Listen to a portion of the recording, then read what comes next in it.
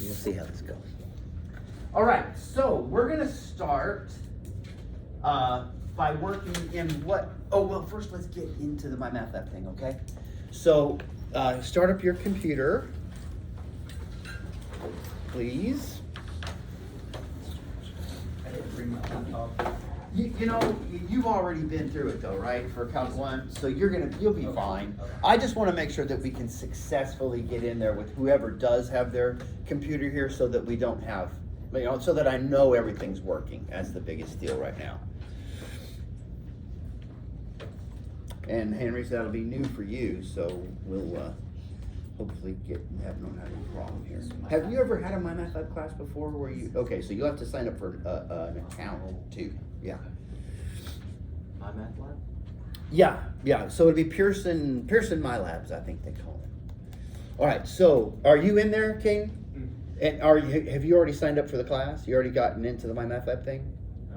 I'm in the Math Lab, I'm not in the course. Okay, so we want to go to eLearn first. We want to go to the eLearn course first. I'll be interested to see if this works on the phone. I think you'll probably need to be on the Google Chrome though, and probably not Safari if you're going to use your phone. I can't say that for sure, but I think. So once we're in the eLearn course, then, let's see, I'm going to see how far over I can go here. I can go to about there. And then to about here. That's about all the board I got. Okay, so once you're in the eLearn course, then please go to Content, and then there will be a link that says Accessing My Lab. Is that what it says? Okay. And then at the bottom of that link, does it say Pearson course materials or something like that? Okay, so hit that, please. And then those of you who have an account, there should be like a yellow button that says go to something. Open My Lab? Okay, yeah, so click that, please. And then that should take you into the course. Did it take you into the course? Yeah. Does it say, oh, excellent, on the phone too, great. And does it say Math 1920-001 Spring 2025? Okay, wow, success.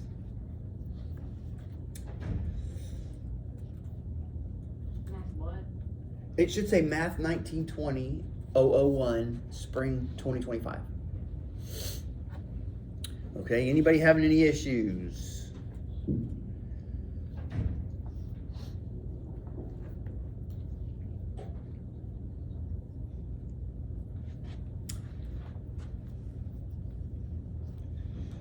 Okay, and what kind of a device are you on there? Is that It's just a computer, It's just a regular laptop? Okay, it just flips around, and it worked out okay? All right. Lily, were you able to do it on your phone? It's not loading, but I have a laptop and I've logged in before. Okay. It just didn't charge last night. Okay, all right. And you're making your account right now, right? Just this one. All right, anybody having any issues, or we're okay? Grant, are you in? Okay, I'm loading it right now, I think. okay. And Caden, you're in? All right. You're in. Buckeye, you're in? All right. Can we call you Buckeye? You got your nickname.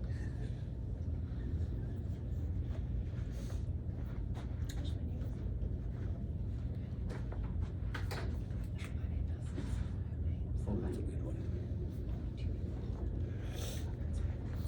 Okay, Henry, I'm moving on. Yeah, I actually logged in already. Oh, great, okay. All right, here we go. We're gonna do something that I think is going to be a review. Okay, so the very first part, the very first homework assignment you have is section 5.6. You can probably see it there.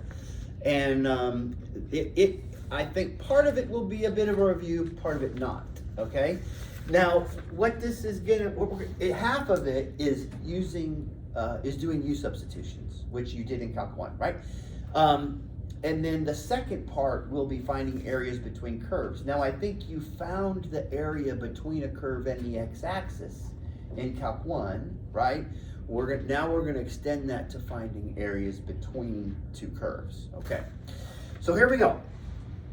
Now, I don't know for a fact, but I think it's possible that you didn't do definite integral different integrals using U substitutions. Maybe you did or not, but that's where we're going to start.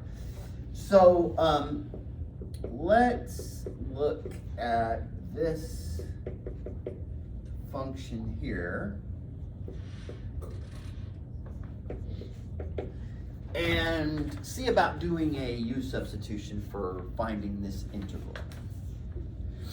Okay, now when you did U substitutions, what was the thing that you had to look for? You had to find a function and its, yes, a function and its derivative. That's what you're looking for. Okay, so I'm looking at this thing and I'm going, well, I mean, 2x plus x squared can't possibly be associated with the derivative of 1 plus x. Root of 1 plus x is just 1, right? So I'm thinking that probably 2x plus x squared has got to be my u. So that's where I'm going to start. I'm going to say let u equal 2x plus x squared. Okay, then I'll find its derivative. Okay, so du is going to be 2 plus 2x. Now, that isn't exactly what I see there. I've got 1 plus x, but the thing that I do notice is that I have that common factor of 2, right? So I can factor that out, and I'd have du equals 2 times 1 plus x. Okay, and I should have made it dx here, right? Okay, so now, that looks pretty good. I've got this 1 plus x dx here. I've got 1 plus x dx here. I've just got that extra factor of 2, but that's not a big deal. I can just multiply both sides by half, right? So I'll have 1/2 du equals 1 plus x dx. Okay, so I can substitute here. That would be 1/2 du for those two factors there. And then this factor is just u. But I'm also going to substitute my limits of integration. So I'm going to find u of 5 and u of -1. Now the reason I'm going to do this is because these limits, -1 and 5, are for my functions in terms of x. But now I've got functions in terms of u, so I need to find the limits in terms of u. Okay, so u of 5. So that's going to be 10 plus 25, so that's going to be 35, right? And then u of -1, that's going to be -2 plus 1, that's going to be -1. Okay, so what's my new integral? Well, my new integral then is going to be -1 to 35 u 1/2 du.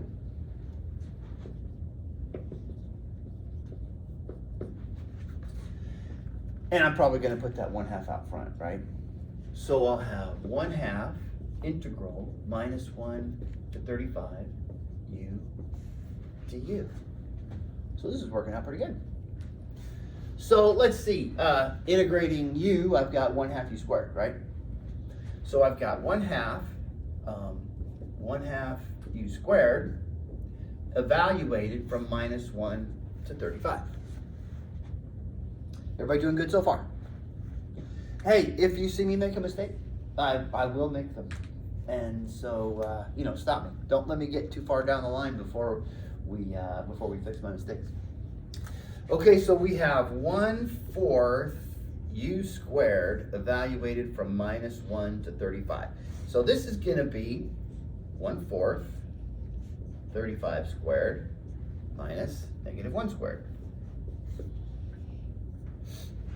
Everybody okay? Stop me if you get a question. Don't hesitate to ask a question as we go along. Okay, so let's see. We've got 1/4 35 squared. Now, -1 squared is going to be +1, and then we're going to subtract 1 from that. So, you know, we could, well, we don't really need a calculator for this, do we? Let's see what we can do. 35 is 7 times 5, right? So that's 7 times 5 times 7 times 5. That's just two 7 times 5s, right? Now, 7 times 7 is 49, right? So, and 5 times 5 is 25. And then we're going to subtract 1 from that. Now, how much money do you have if you have 49 quarters? Let's see. If I had 50, if I had 50 quarters, let's think about that. If I had 50 quarters, let's see, it takes 4 quarters to make $1, right? How many times does 4 go into 50? 12 and a half, 2 twice, right? So half of 50 is 25, and then 12 and a half. So that'd be $12.50, right? If I have 50 quarters, but I don't have 50 quarters. I have 49 quarters. So how much money do I have to have 49 quarters? $12. Yeah. So what's 49 times 25? 1,220. Yeah, 1225, right? Okay, good. So we have 1/4 times 1225 minus 1. So we have 1/4 times 1224. And I think we can divide 4 into 1224, can't we? That's going to be how much? 36, right? 306? 306? I think that's right. Okay. Any questions about that? By the way, you should do stuff like that in front of your friends, like as often as possible. It's a way to get popular. Do mental arithmetic. Okay, any questions there? All right. So,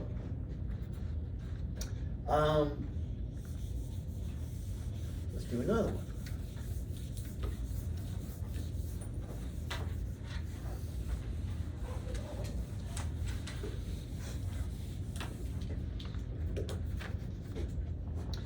I would like for you to do this.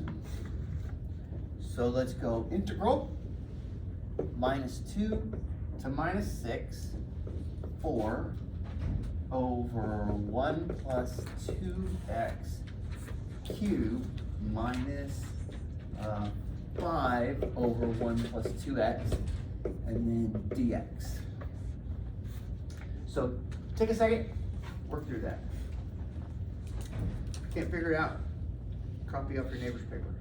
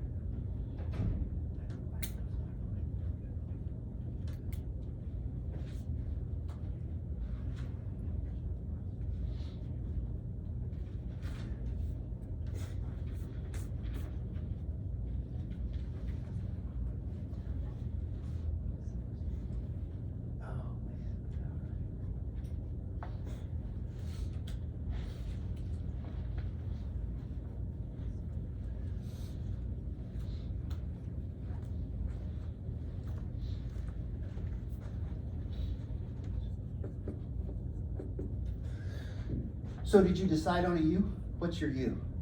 1 plus 2x. Yeah, that's gonna be nice, isn't it? Because we don't have an x to worry about, right? And the derivative of 1 plus 2x is just gonna be 2. So that's great. So du is just gonna be 2 dx. All right, so if you didn't get that far, then adjust your process. And then let's find these limits. So u of -6 is going to be -13, or I'm sorry, -11, right? And u of -2 is going to be -3.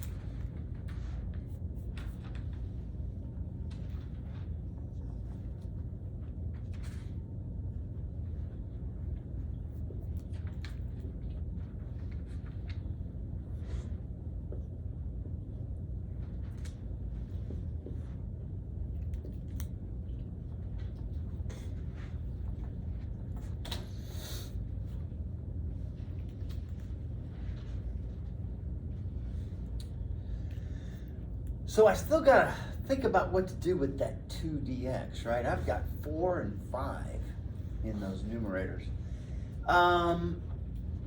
So let's see, if I wanna make 4dx, then I'll have to have 2 du, right? Multiplying both sides here, it's gonna give me 2 du equals 4 dx.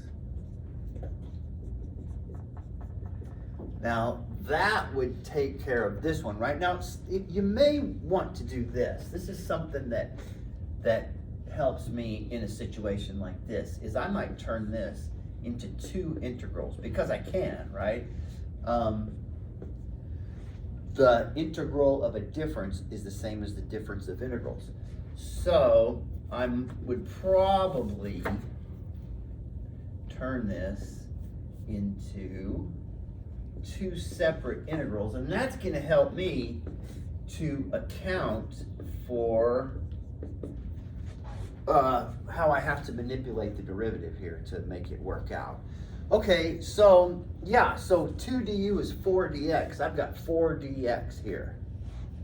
Okay, so with my u cubed then, I'm going to have 2 du.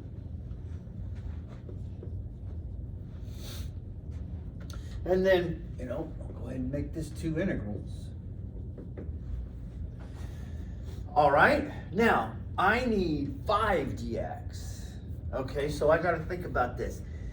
If I want 2 dx to turn into 5 dx, what am I going to have to multiply by? We have 5 halves, right? That's going to make the 2's cancel, and I'll be left with the 5. Okay, so 5 du would be 5 halves times 2 dx, right? I'm just multiplying, sorry, let's do this. Multiply both sides by 5 halves, right? That's gonna make the 2's cancel. And 5 dx is gonna become 5 halves du. Okay, so that's what I'm gonna have here. 5 halves du. Okay, so if you haven't got that far, take it from there, finish it out.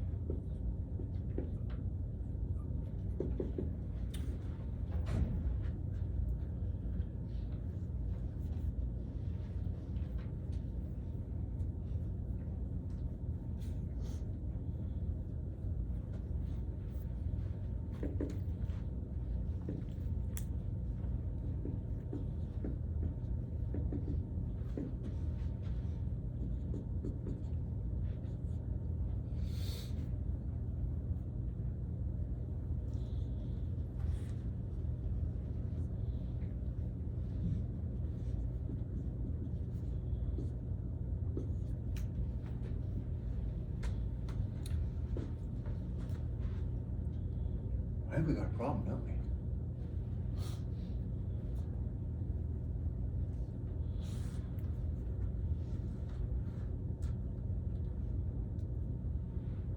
What's our problem?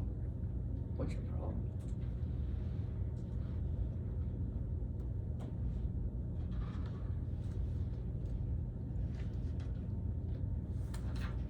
What's the problem we're coming up with here?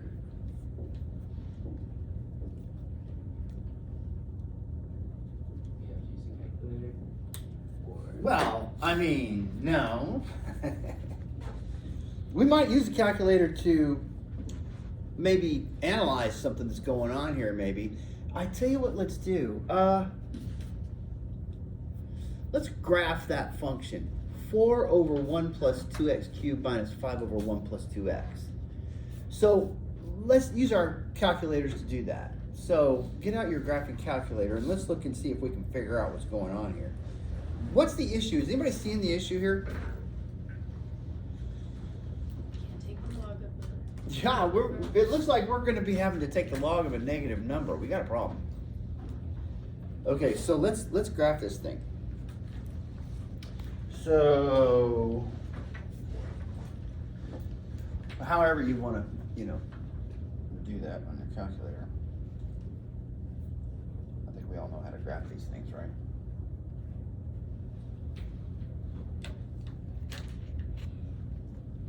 So we've either I've made a huge mistake, or there's something going on that we have to deal with.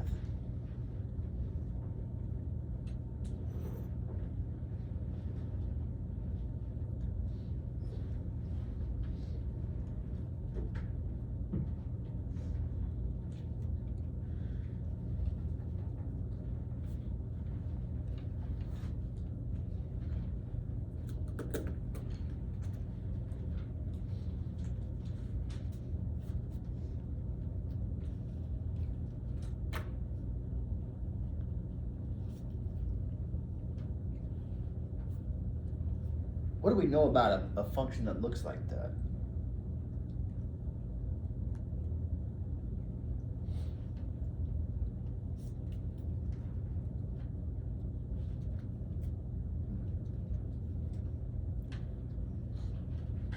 It's gonna have an asymptote, isn't it?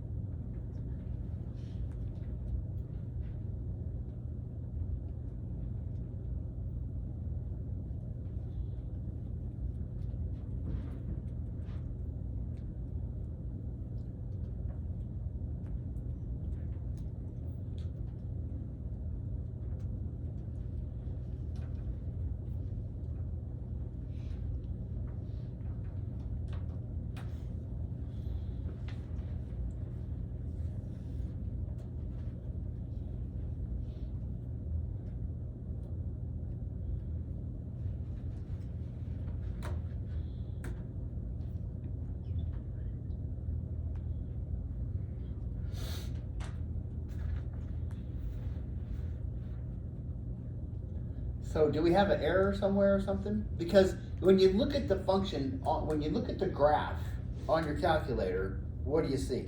When you look at that, on that window from -2 to -6.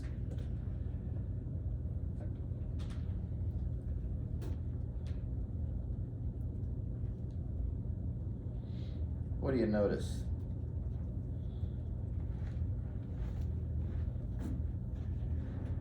Does it look like the whole thing's above the x-axis? Yeah, so does it look like there should be a problem? Doesn't look like there should be. So, what does it look like needs to happen? I can't get I'm not getting a good graph here. I'm gonna have to use the computer to graph this thing.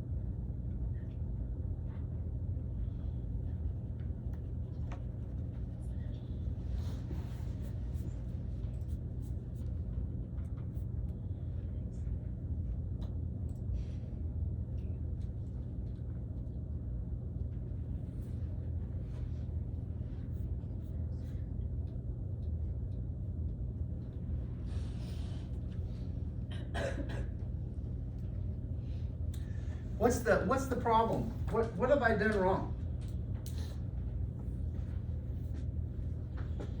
I mean, I made an error, but what is my error?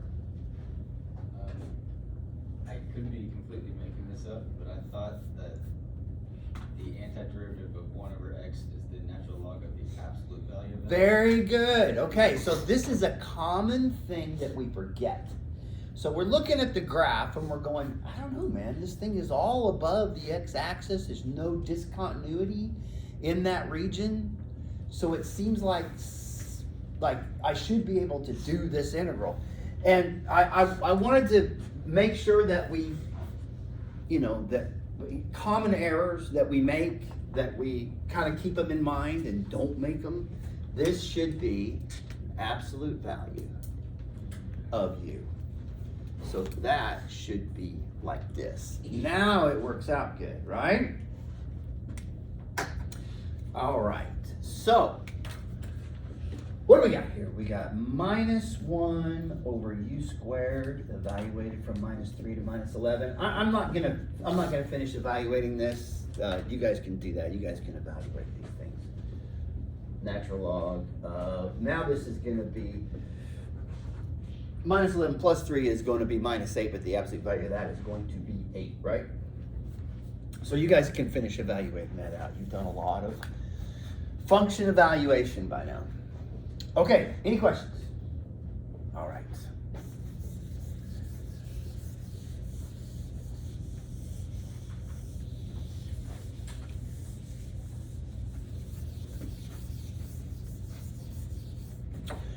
All right, so now, let's see.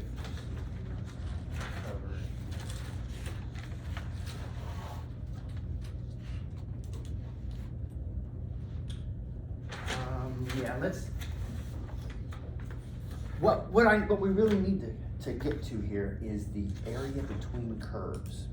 So let's look at a couple of functions. I'll tell you what, before we do that, let's look at what you did at the end of your Calc 1 class. So let's suppose that we have the function f of x equals, let's just do something easy. So f of x equals 2x. And what I want to do is I want to find the area between, so find the area between f of x equals 2x and the x-axis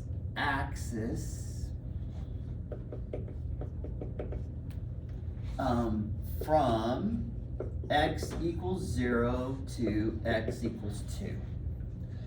Okay, so let's graph that and see what we're talking about.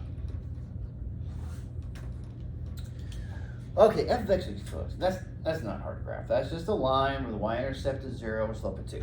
So we'll make a dot here at the origin for our y-intercept, and then let's see, a slope of 2. So we'll go up 2 to the right 1, and we want to do this from x equals 0 to x equals 2. So we'll just do that one more time.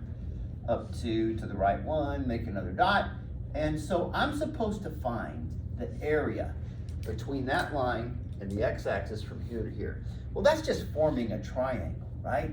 That's just forming that triangle. I don't need to do an integral to find that, that area, right? That's just 1/2 base times height. So that area is gonna be 1/2 times 2 times 4. So just 4, that area is just 4.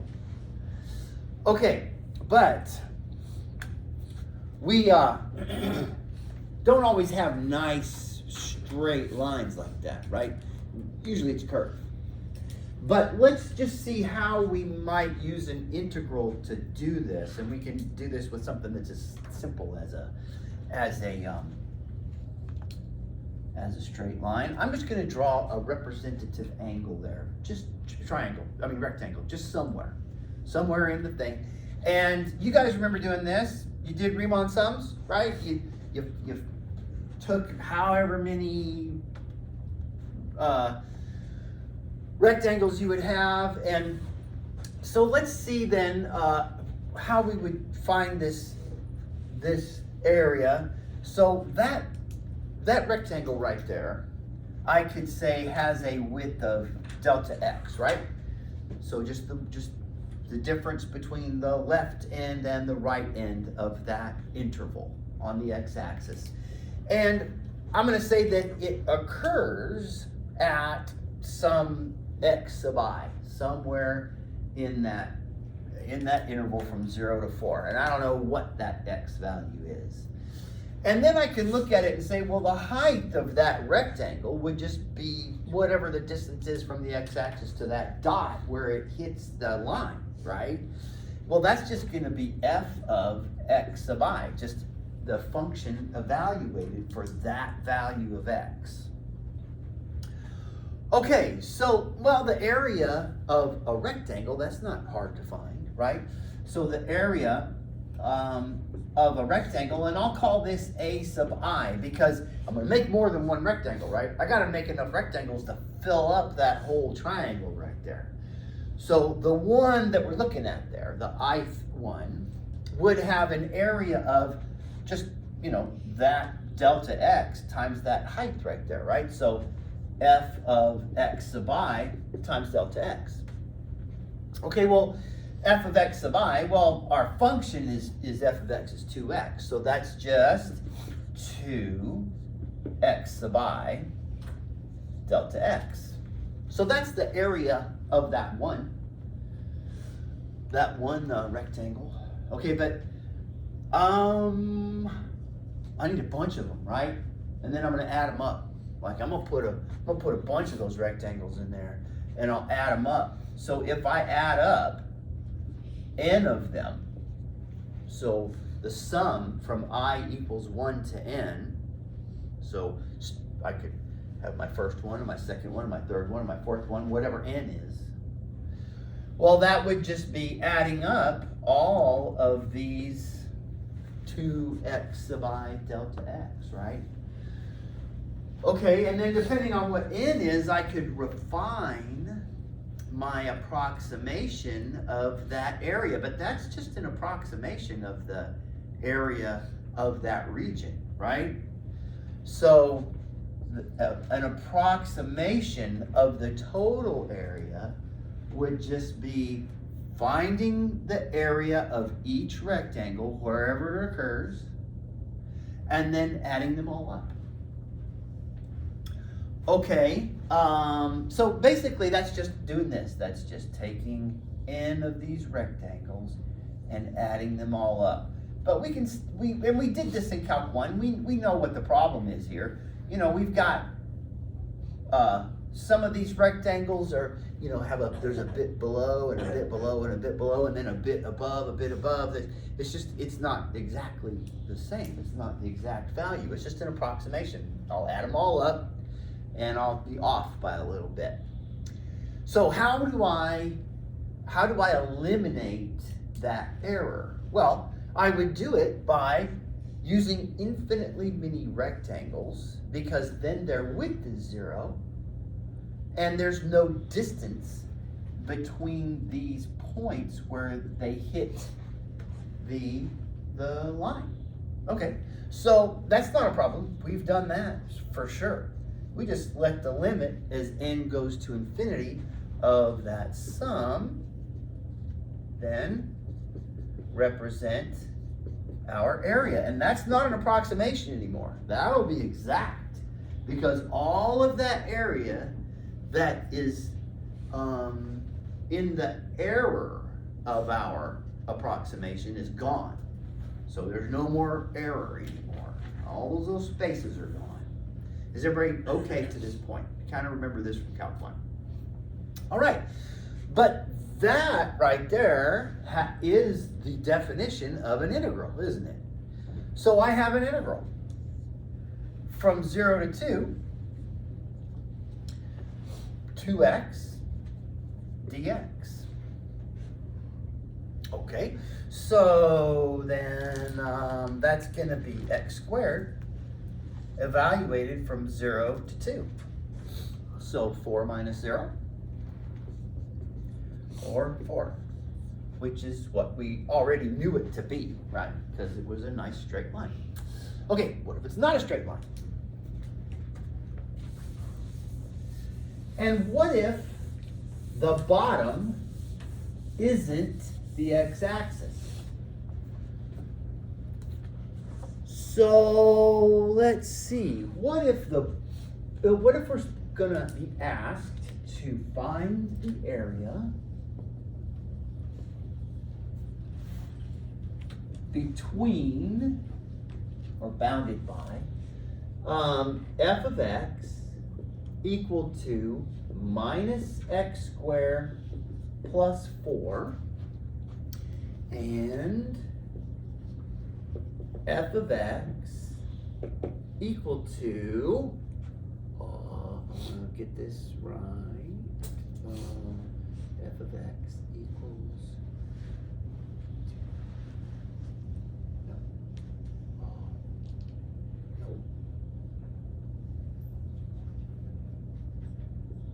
x from 0 to 1.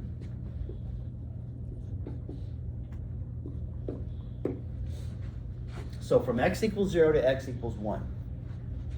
Okay. Yeah. All right. Now we know what those graphs look like. Minus x squared plus 4 is a parabola that opens down, has a vertex at 0, 4, right?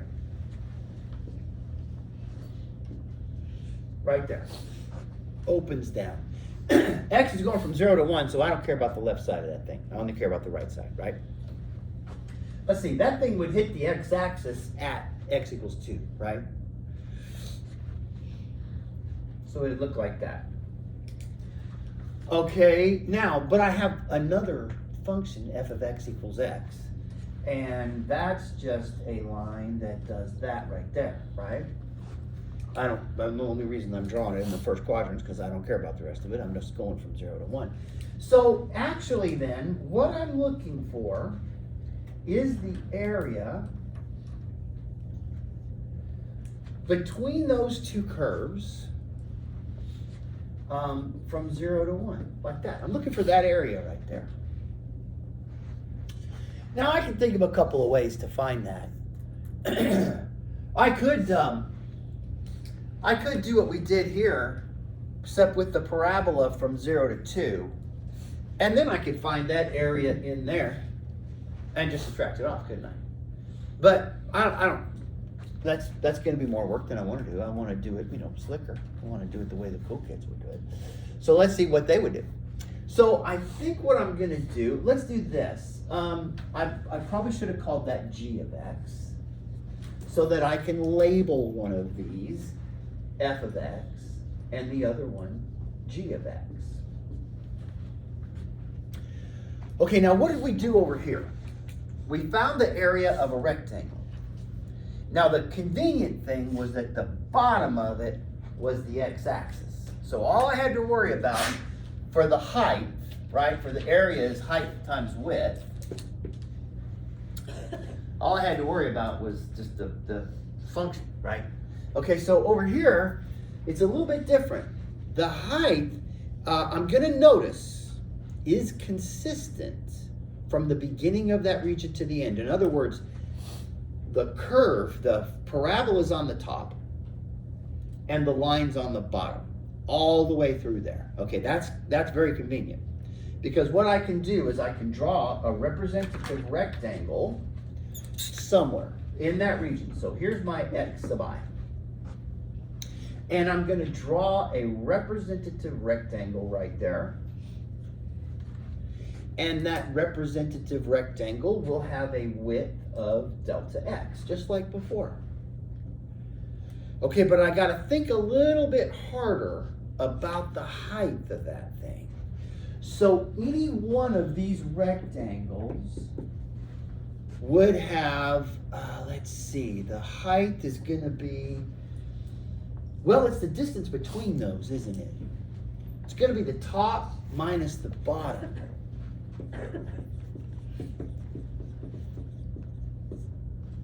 And then times the width, so times delta x.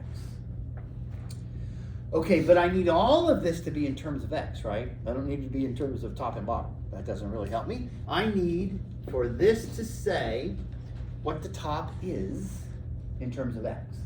Okay, well that's going to be minus x sub I squared plus 4, right?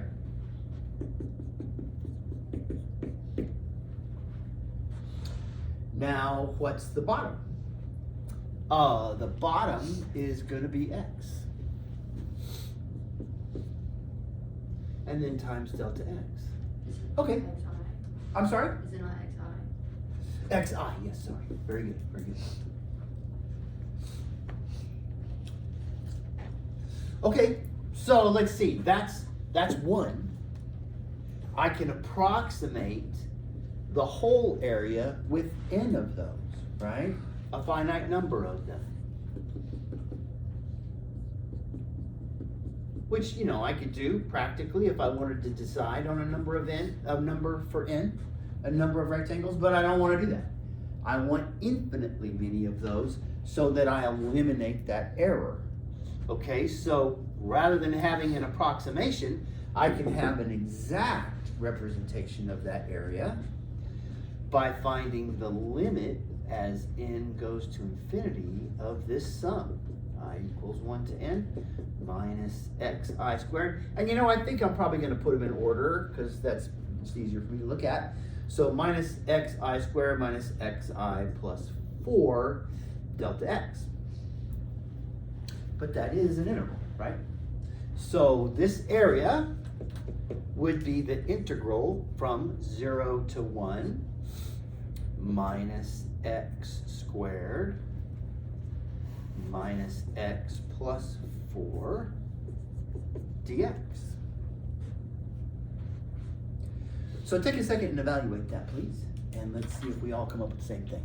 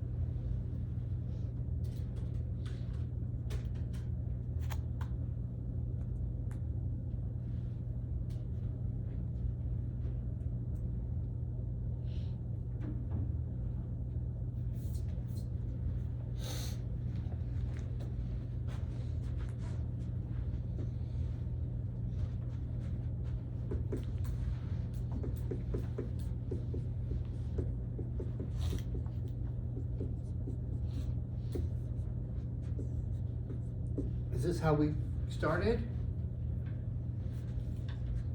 So we have, so I'm putting 1 in there. If I put 0 in there, I get 0 with every term, right? So I'm not worried about that. Just putting 1 in there. Actually, it's just gonna be these coefficients. So minus 1/3, minus 1/2 plus 4. So we'll need a common denominator of 6. So we'll have minus 2/6 minus 3/6 plus 24/6, and we'll have 19/6. Did everybody get the same thing? Okay. Any questions about that? This is kind of fun, isn't it?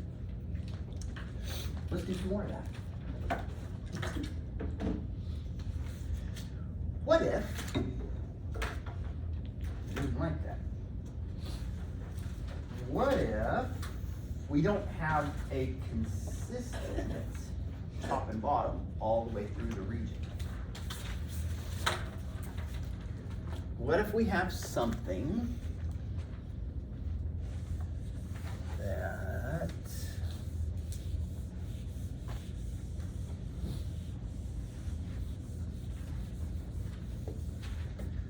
looks like this? We've got x equals 1/2 y squared minus 3 and y equals x minus 1.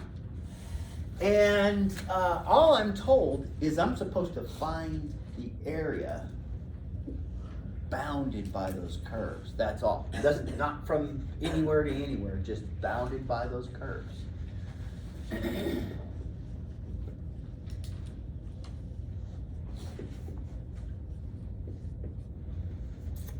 Okay, that's a different problem. Not really, it's really the same, but let's just see how we're gonna do it. I think first thing we're gonna need to do is graph that thing so that we know what we got, right? So x equals 1/2 y squared minus 3. What kind of a graph is that gonna make?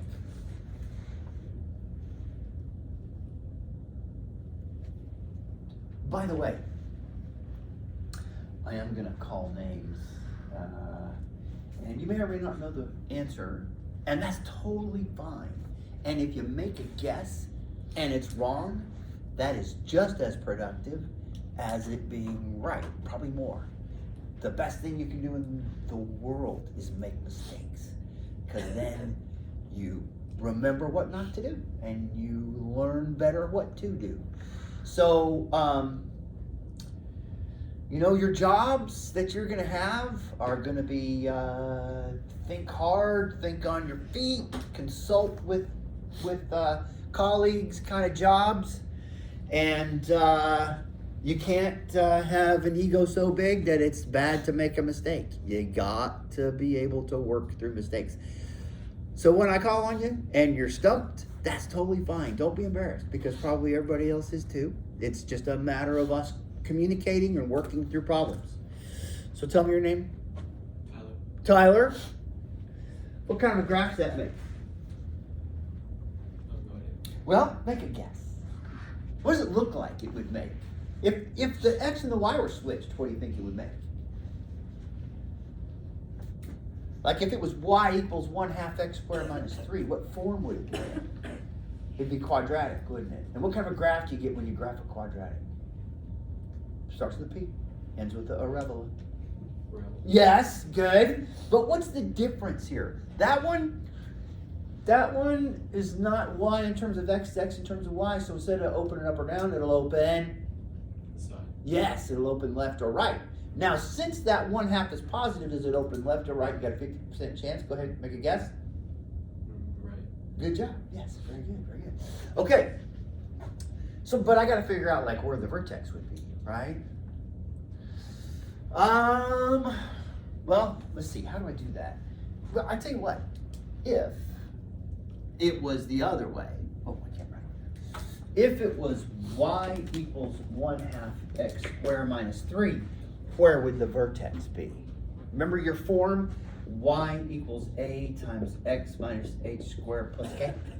Remember that? And the vertex was at hk. So where would the vertex be? 0, -30. Very good. Okay, Okay, but it doesn't open, doesn't open up, it opens to the right. So where's that vertex gonna be? -3, 0. -3, 0. Do you want to try that? Let's just see. Let's just see if that works. Right there. Let's see if that's where it is. Okay. So in other words, if I put 0 in for y, I should get -3 for x, right? Oh, which we do. That's good.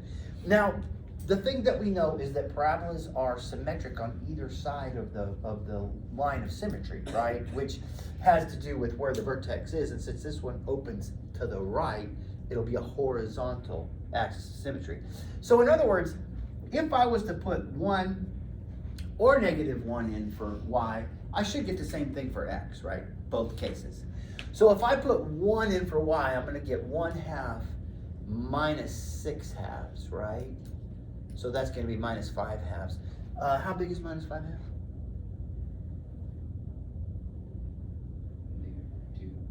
-2.5. So in other words, I'd have that dot right there, wouldn't I? X is -2.5, y is 1.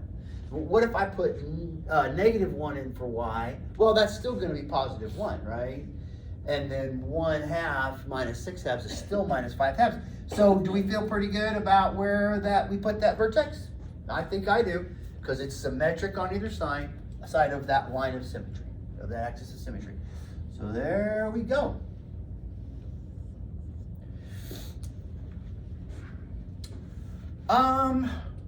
Okay, well, but I'm supposed to find where those two graphs cross, right? Because I'm supposed to find the area of the region bounded by those two functions. So y equals x minus 1. Tyler. Let's keep going. All right, so y equals x minus 1. What's that going to make? When you graph it, you know that. It's in a form. What form is it in? And I realize I'm putting you on the spot very first, and you're taking the first hit for everybody in the class. Good job, man. It's in this form, isn't it? Y equals mx plus b. It's in the form of the line. Yeah. So where's the y-intercept?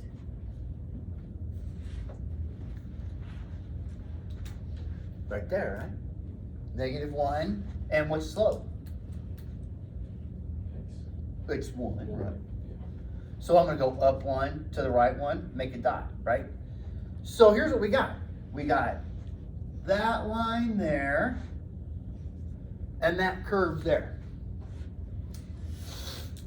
All right. Tell me your name again. Kia. I should remember that. Okay.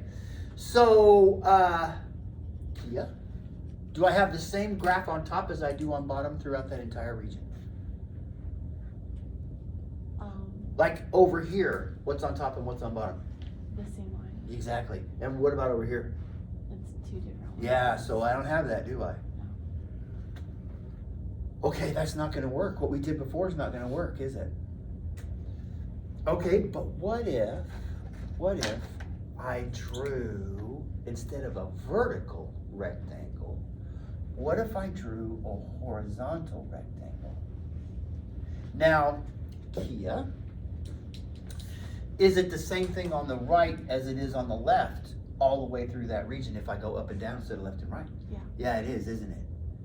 Okay, so maybe what I should do is call that a y sub I and call this width of that rectangle delta y. What do you guys think of that? I think that'll work. Okay. Kia. I need the length, don't I? How would I find it? Now, over there we did top minus bottom, right? Right. What should I do probably here? Left minus right. How about the other one? Right minus left. Yeah, I think so. Because, like, if you want to find, here, think about this, guys. If I want to find the distance between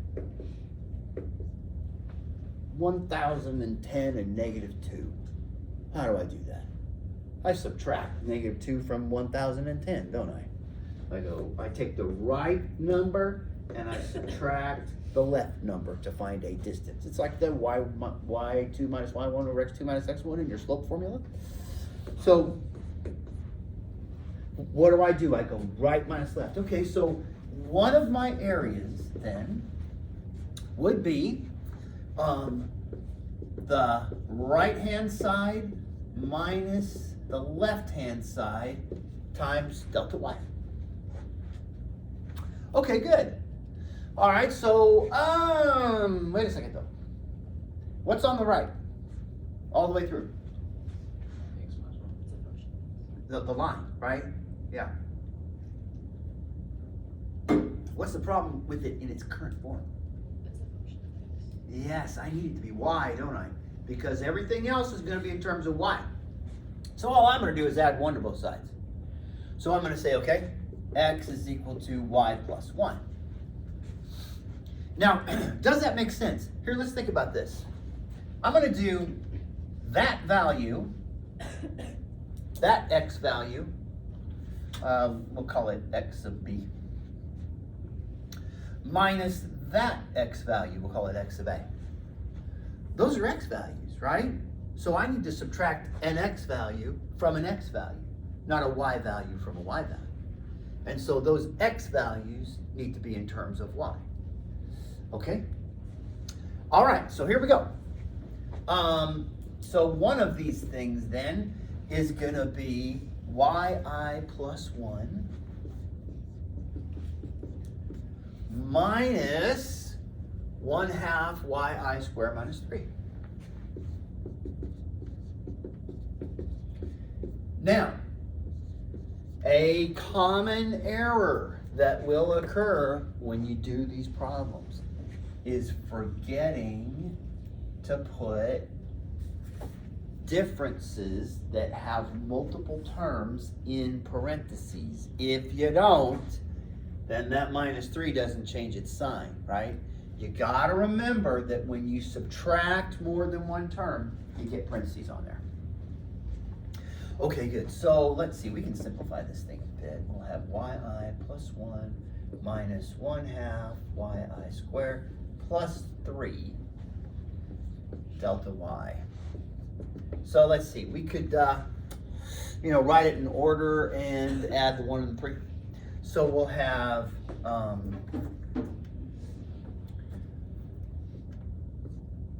minus 1/2 yi squared plus yi plus 4 delta y.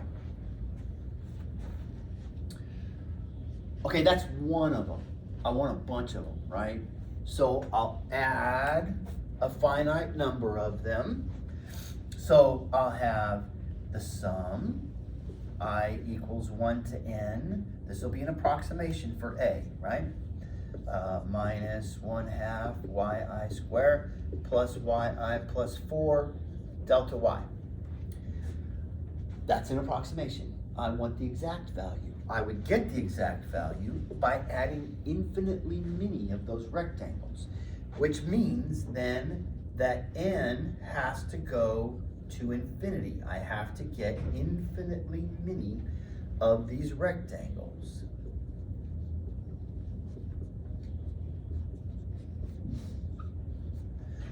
Now I'm ready to assemble my integral, right?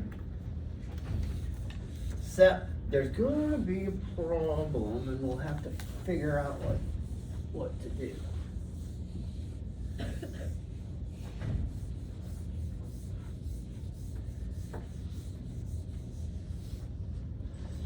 Okay, so this area can be expressed exactly as the integral of minus 1/2 y squared plus y plus 4 dy. But I got a problem, don't I? And what is that problem? You don't know like what the functions mean? I don't know what my limits of integration are, do I?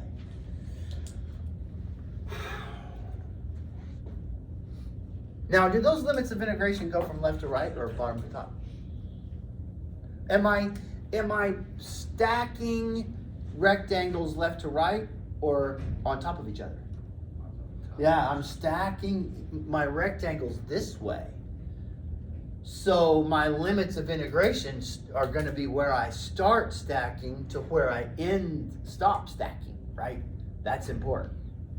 Okay, so I need to know what that is right there. And what that is right there. Because that's where they start and stop, right? So how am I gonna figure that out?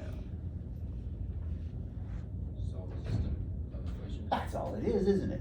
And it's really just making those x values equal to each other, isn't it?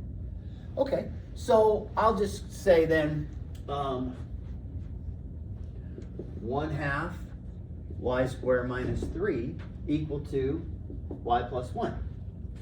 And so now I'm just gonna solve a quadratic equation, right? So I've got 1/2 y squared, I'll subtract y from both sides, and then I'll subtract 1 from both sides. So I've got 1/2 y squared minus y minus 4 equals 0. I don't particularly like the 1/2. I don't know about you guys. I think I'll multiply both sides by 2. I'll still have 0 on the right. So I'll have y squared minus 2y minus 4 equals 0. Well, that doesn't look particularly convenient, does it? Would it be minus 8 instead of minus 4? Except if I make that 8, I misspelled 8. I spelled it 4. Okay, thank you very much. Good example of catching my errors right off the bat. Thank you. You cannot hurt my feelings. I have no feelings. I'm a math teacher. Math teachers have no feelings. Okay, so this factors nicely, doesn't it? I was about to complete the square. Y minus 4, y plus 2 equals 0. Y equals 4, y equals -2. Is that reasonable? Does that look like maybe -2, and does that look like maybe 4? Yeah, I think it does, and we can check it, right, easily. If I put -2 in for y here, I'm gonna have x equal to -1, right? Looks like about where that dot is, -1, -2. If I put -2 in for y here, I'm gonna have 1/2 times -2 squared. Yeah, so 1/2 times 4, that's 2 minus 3, that's -1. Good, that's working out. I feel pretty good about that one. The other one's got to be right too. So, good, now I can put my limits of integration on my integral. So I'm gonna go from -2 to 4. Okay, so now you guys finish that out. Find out what that area is.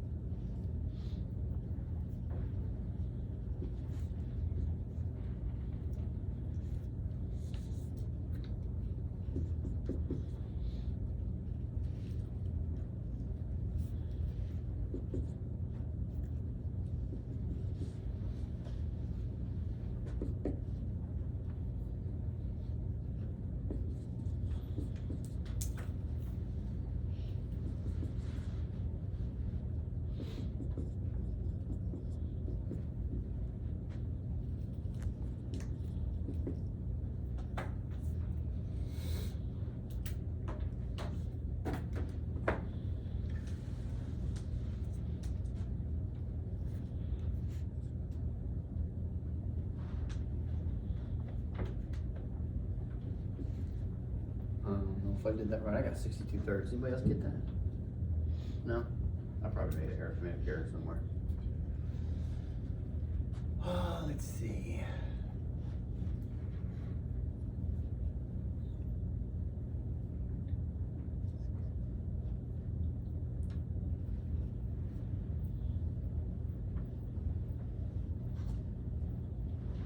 That should be a minus 4/3 right there, shouldn't it? Because that's 3 negatives. That's what it is. So that's minus 36 thirds, isn't it? So that's minus 12.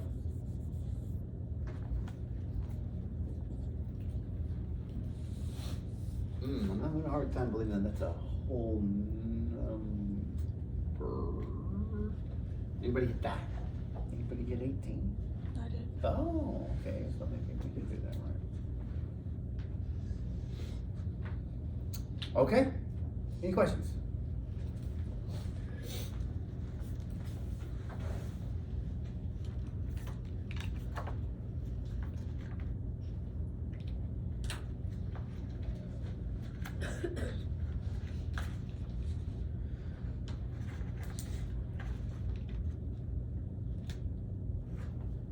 Okay.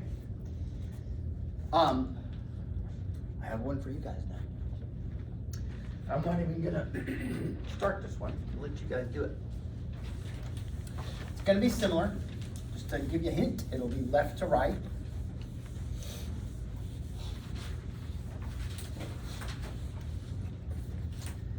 It'll be x equals minus y squared plus 10. And x equals y minus 2 squared.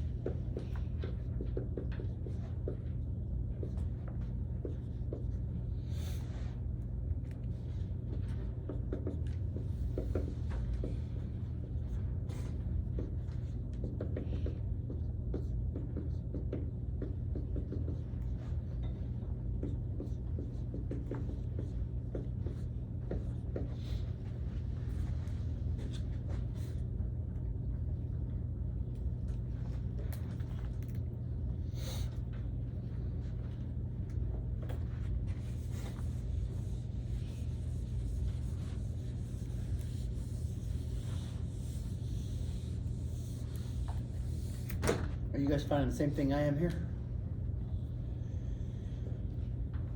Graph looks similar and looks like to me like the one on the right is the one that opens to the left.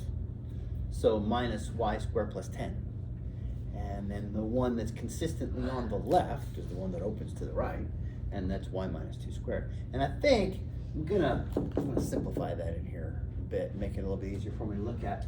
So minus yi squared plus 10 minus yi minus 2 squared. So I'm gonna need to multiply this out. Now to square that means multiply it by itself, right? And I gotta remember I've got this minus going here, so I gotta keep those parentheses going. Now that's gonna be yi squared minus 4yi plus 4 when I multiply that out, right? You got to multiply, to square something means multiply by itself, so I FOIL that thing. And then I'll distribute that negative there. So I got minus yi squared plus 10 minus yi squared plus 4yi minus 4. So we have minus yi squared, minus 2yi squared rather.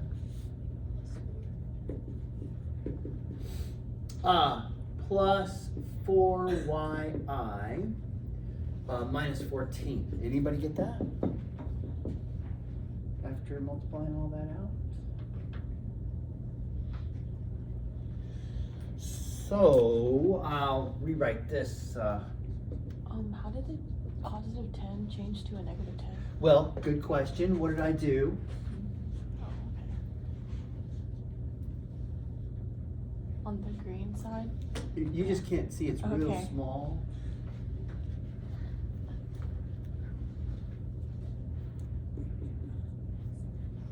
And now it's big enough for you to see. Thank you. Okay, so we've got minus 2yi squared plus 4yi plus 6 delta y. And now I can make an integral, but what's the problem?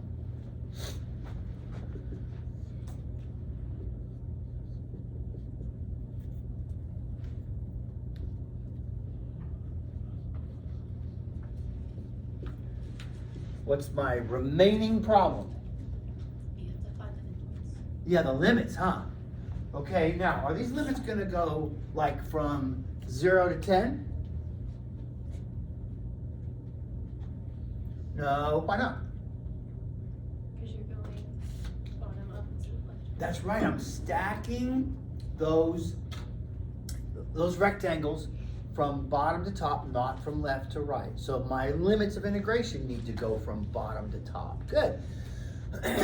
That means I need to know what's the x-coordinate of that dot right there, huh? I mean the y-coordinate, and I need to know the y-coordinate of that dot. Well, I think we can find that, right? All we gotta do is just set those two things equal to each other, just like we did before. Okay, so we'll have minus y squared plus 10 equal to, I'm gonna go ahead and multiply that out just to save myself a step here. So y squared minus 4y plus 4. Remember, I gotta FOIL that thing to get that. Okay, now I'm gonna move everything over, probably bring it all over to the right so that I have a nice positive on my y squared. So I'll have 2y squared minus 4y minus 6 equals 0.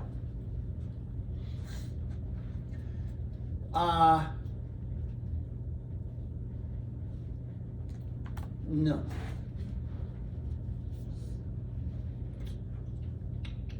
Yeah, okay. So now we'll take a 2 out of all that, right? So we'll have 2 times y squared minus 2y minus 3 equals 0. The 2's not even in the game, is it? It's not doing anything to make that product equal to 0. I don't have to worry about that 2. I can divide it out. So I have y squared minus 2y minus 3 equals 0. And I can factor that, y minus 3, y plus 1. So I have y equals 3, or y equals negative 1. So that's where those two things cross. So my limits of integration go from minus 1 to 3. And that should give me the area of the region bounded by those two curves. So we'll have minus 2/3 y squared, y cubed, plus 2y squared plus 6y, evaluated from minus 1 to 3. Now, I'm going through these integrations kind of quickly, but I'm assuming that, we just finished Calc 1, so we're okay with integrating using those polynomials, right? Okay.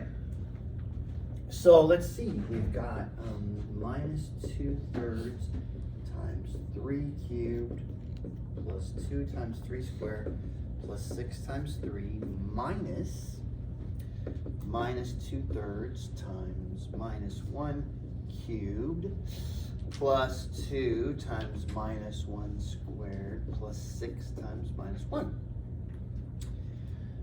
So that's 3 3s. So 1 3 is going to go into 3 3s, 2 3s times, right? So we're left with a 9 times minus 2, so minus 18.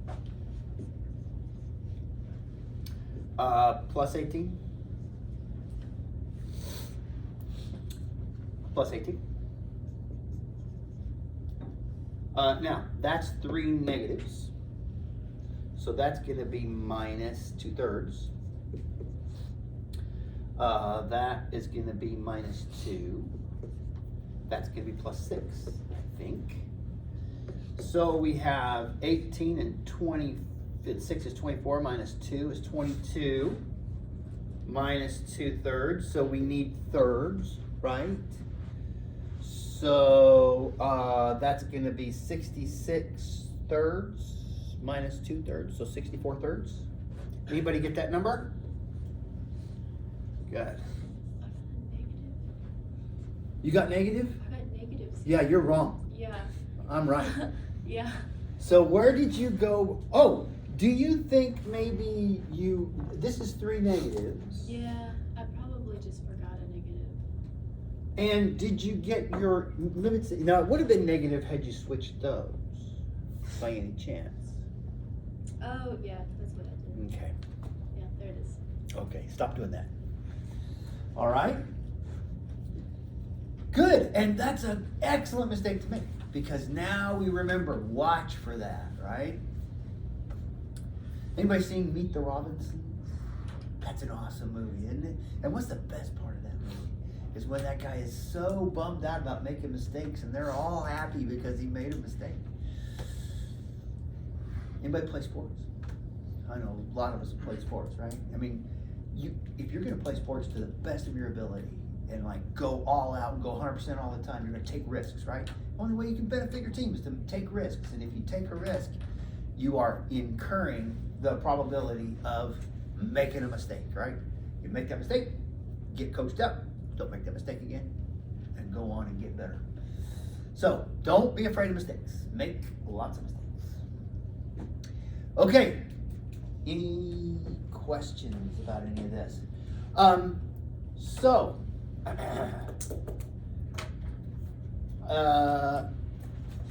We won't always leave early, but first day, 13 minutes out of 2 hours. Okay, not really much of a gift, is it?